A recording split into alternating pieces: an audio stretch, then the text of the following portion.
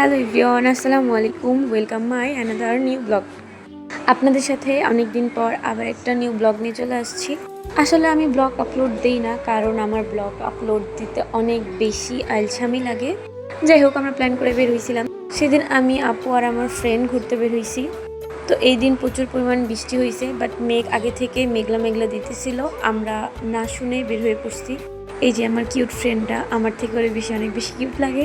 যাই হোক, ও একটা সুইট, অনেক বেশি প্রিটি একটা গার্ল। দেন আমরা রিক্সায় উঠে পড়ছি। ওর জন্য আমাদের অনেকক্ষণ ওয়েট করতে হয়েছে। ও অলওয়েজ সব সময় লেট করে।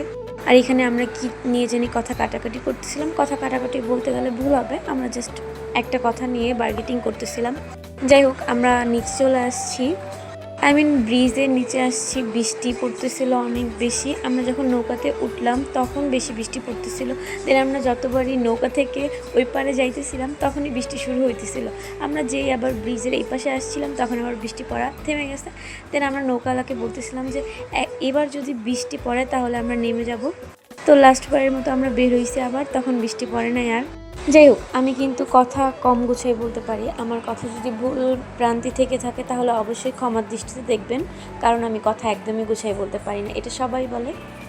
দেন আমরা তো নৌকাতে উঠছি। এখানে পার পারসন ছিল 100 টাকা করে, কিন্তু আমরা ঘন্টাখানিক নিয়েছিলাম।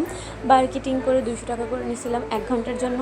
আর এখানে কিন্তু শাপলা বিলও ছিল ওইদিকে। আমরা যাইতেছিলাম শাপলা বিলের উদ্দেশ্যেই।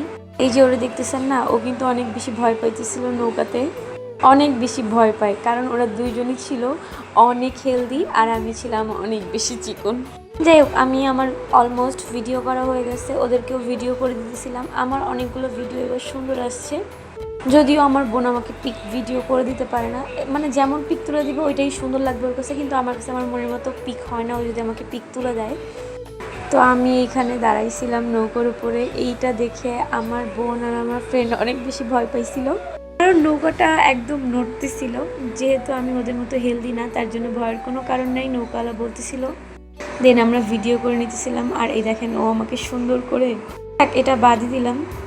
এখানে আমার আপু এটা নিয়ে অনেক বেশি হাসাহাসি করতেছিল। আর এখানে প্রচুর পরিমাণ বৃষ্টি পড়তেছিল। আমরা জাস্ট উপভোগ করতেছিলাম। ওয়েদারটাও ছিল অনেক বেশি রোমান্টিক অ্যান্ড অনেক বেশি জোস। আমার একটুও বেশি ভয় লাগছিল না, কারণ আমি নৌকাতে উঠতে অনেক বেশি পছন্দ করি। এই জিনিসগুলো আমার অনেক বেশি ভালো লাগে। এই যে আমি ওয়েদারের ভিডিও নিতেছিলাম আর ওরা অনেক বেশি ঢং করতেছিল। দেখেন, আমাকে বাদ দিয়ে ওরা ওদের মতো ভিডিও চালা যাইতেছিল। আর আমরা যেই নৌকাতে উঠছিলাম, নৌকার লোকটা অনেক বেশি ভালো ছিল। আর এখানে আমি উপভোগ করতেছিলাম ওয়েদারটা। আর আমি ব্লগ করতে গেলে আমি কোনো ব্লগের কথা আগামাথা খুঁজে পাই না, কারণ আমি তেমন ভালো প্রফেশনাল না, আপনারা জানেন।